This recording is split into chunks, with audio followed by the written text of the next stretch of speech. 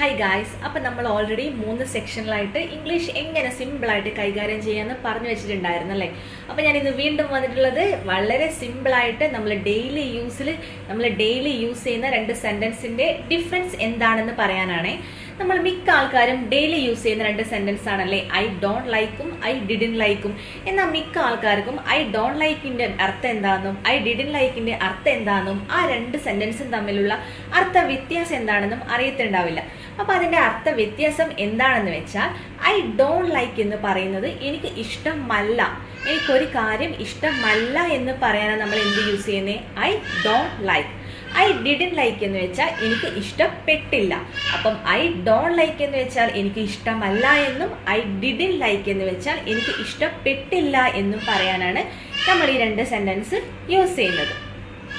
Simple example വെച്ച് പറയുകയാണെങ്കിൽ, I don't like ice cream, എനിക്ക് ഐസ്ക്രീം ഇഷ്ടമല്ല, എനിക്ക് ഐസ്ക്രീം ഇഷ്ടമേ അല്ല എന്ന് പറയാനാണ് നമ്മൾ എന്ത് യൂസ് ചെയ്യുന്നത്, I don't like ice cream.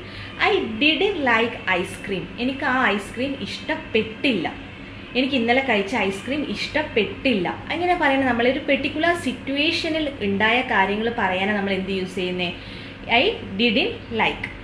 For example, I don't like movies, എനിക്ക് സിനിമകൾ ഇഷ്ടമല്ല, അല്ലെങ്കിൽ എനിക്ക് ഫിലിംസ് ഇഷ്ടമേ അല്ല എന്ന് പറയാനാണ് നമ്മൾ എന്ത് യൂസ് ചെയ്യുന്നത്, ഐ ഡോണ്ട് ലൈക്ക് മൂവീസ്.